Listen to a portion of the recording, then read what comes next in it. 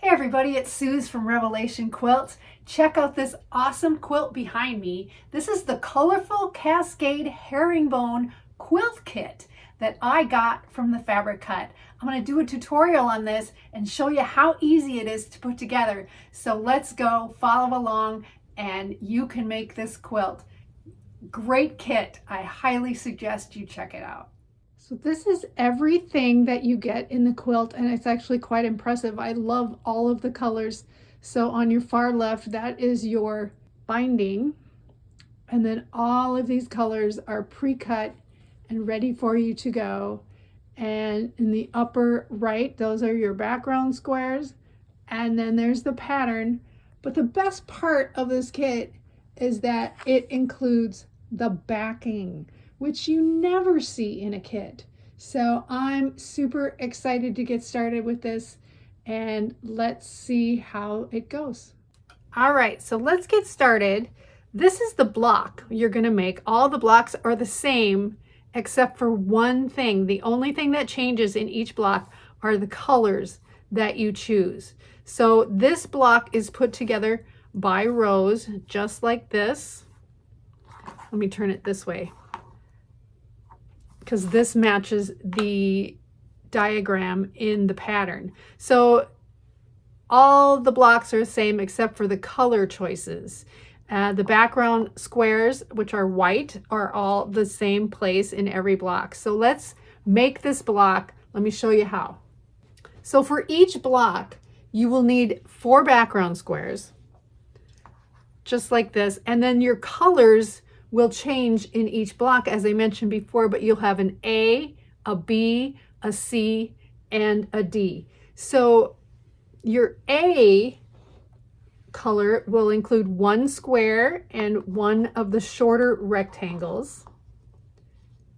Your B block, you will need only 1 of the longer rectangles. Your C squares, you will need 3 of those in whatever color you choose, and your D will also be 3 squares of whatever color you choose. So let me show you how to put this together. I'm going to show you piece by piece. So there's 4 rows. So the first row will get 2 background squares. And just so you know, the first row and the third row are exactly the same. So we can put our background squares right there. So in the first row, you'll have 1 background square, 1 C square, another background square, and then 1 D square. So the third row is exactly the same. So we can just put that together exactly how the first row is. There you go. So now we've got our first row and our third row done there.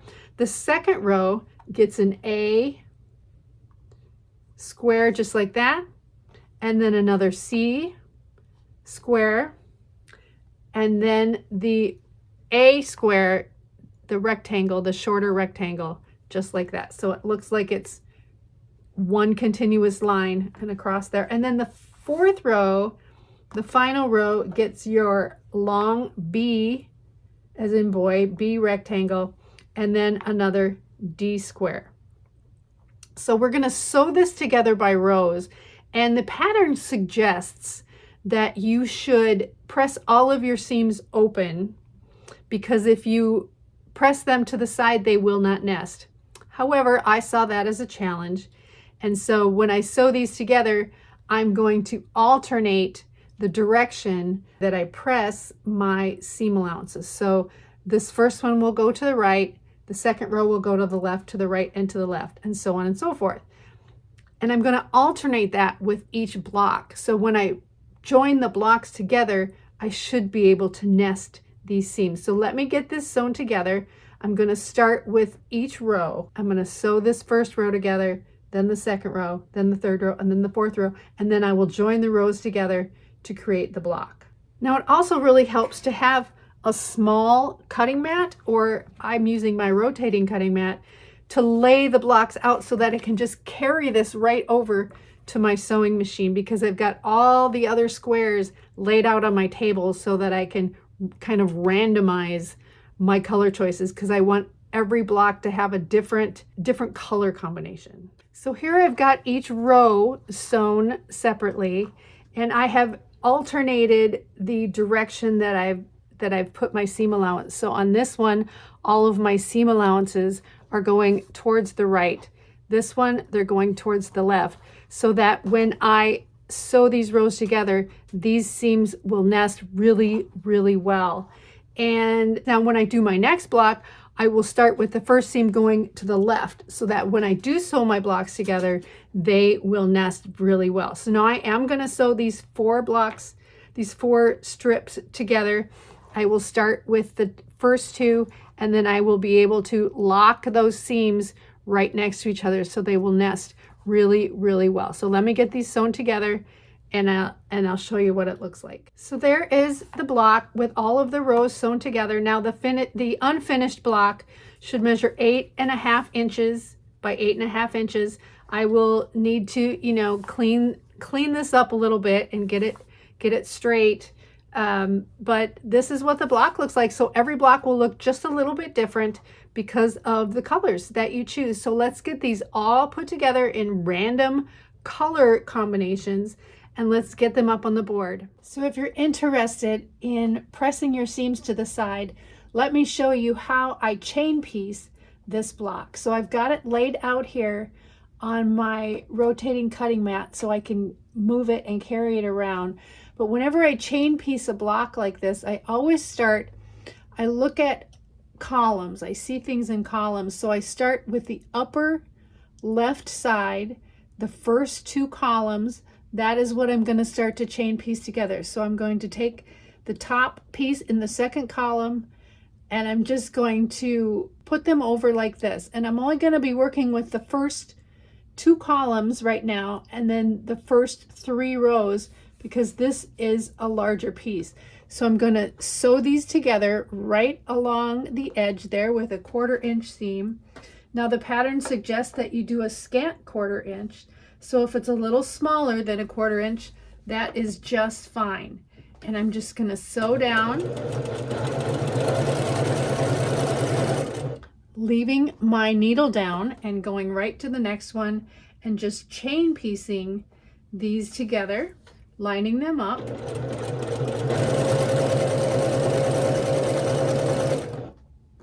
And now the third one, make sure your squares are all lined up nicely. And the way that this kit is cut, all your pieces should fit together beautifully.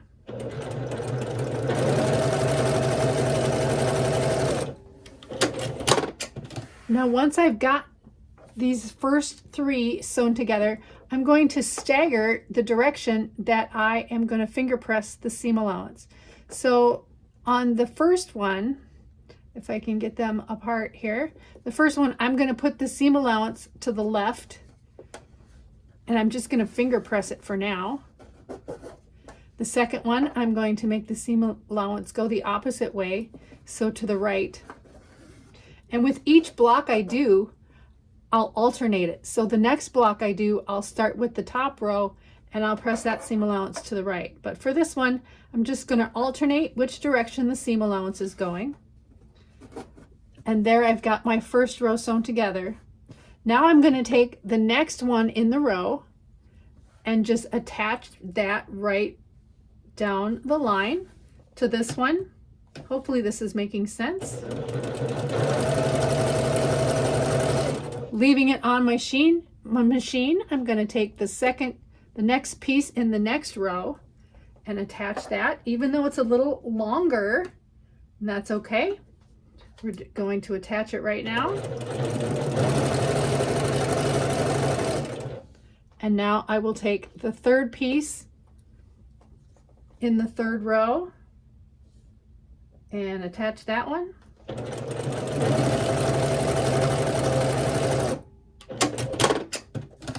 And now let me scooch this over just a tad.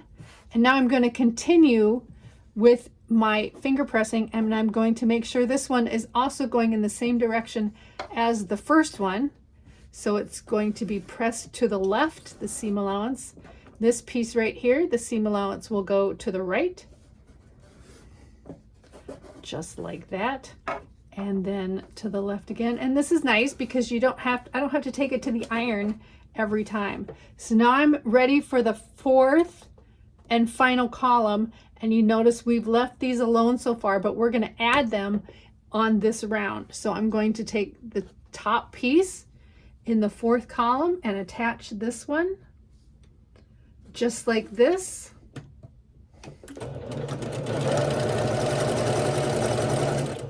And here I'm going to cut my thread because this row is done. So I'm just going to skip that one, bypass it, and take my third piece and attach that right here, just like so. And now I can take this final row and sew these together. I haven't lifted anything, my needle up from my machine yet. I'm just gonna chain piece this piece on.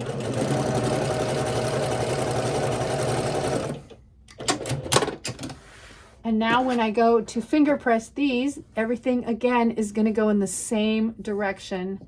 This row is all going to the left. Just gonna finger press. This one's already done. This one is also going to the left since we're alternating the direction with each row. And then this one will go to the right. But when I do my next block, I will do it the opposite way. So now that that is done, now I'm just going to turn it to the side like this, and I'm going to flip this over, and I can get these seams to nest just perfectly. So when I put them up together, I can feel that seam is nested perfectly, and I can just slide that right into my machine and sew right down. When I get to an intersection that's nested, I usually stop and line up the next one. And the last one doesn't have to be nested because the one underneath of it, there's no seam.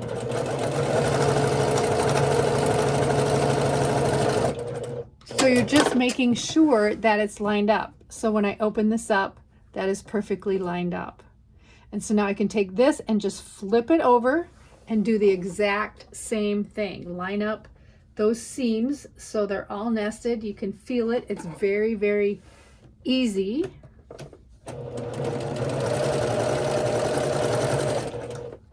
Stop and nest the next one in line. And the final one. Make sure your seam is going the right way underneath.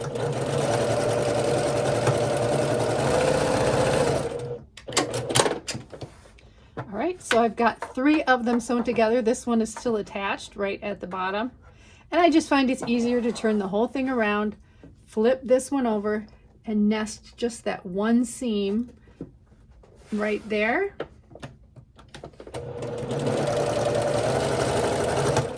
And sew that on, making sure that the seams underneath are going in the correct direction.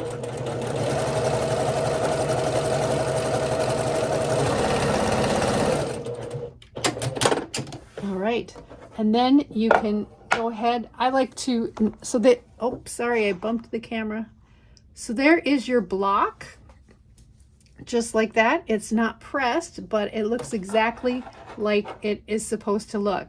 Now, when I go to press this, I like to start by turning it over, and I press everything all going in the exact same direction. So this one, I'm starting with this long piece here and pressing away from that. And then the next block I sew together, I will press everything the opposite way. So when I go to press it, I'll press it toward that one. But for now, we're going to press it away. And then this block is done. And it was very easy by using this chain piecing method.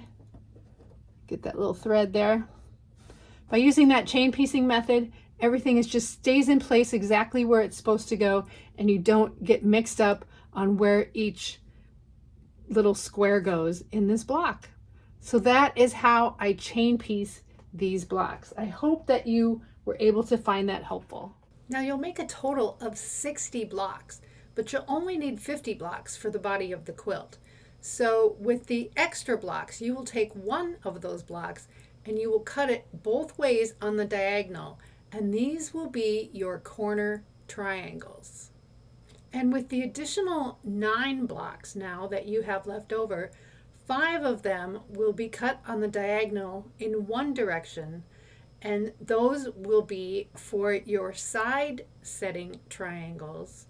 And then the remaining 4 will be cut in the opposite direction on the diagonal, and those will be your top and bottom setting triangles. So make sure you follow the pattern very carefully and cut those accordingly. They have to be cut in a very specific way in order to maintain the orientation of the block. So once you have it all up on your design wall or on the floor or whatever surface where you're laying out your quilt, the next thing to do is to sew these blocks together in rows. And since everything is on point, meaning that it is diagonally placed, the rows are going to be diagonal rows. So technically, your corner piece up here is your very first row. And then the next row will be a corner piece, or I'm sorry, a setting triangle, and then a block, and then another setting triangle. And then you will align those along the long edge. So you may have a little bit sticking up at the top, and that's okay, because they will all get trimmed, or they will be hidden within the seam allowance. So you will put your rows together diagonally until you've got all of your blocks sewn together in rows, and then you will sew your rows together. And then with each row, you can alternate the way that you're pressing your seam allowance so that all of your rows will nest when you sew those rows together. Very, very simple. So let's get these sewn up. So that is the colorful Cascade herringbone kit from the Fabric Cut. I hope that this tutorial helped you and it gave you lots of tips and tricks for a successful kit. Now don't forget, the kit also includes the binding, which is phenomenal, but the best part is that the kit includes your backing, which again is very rare for a kit. I really enjoyed putting this together, and I think that you will too. So have a great time making this quilt. Enjoy.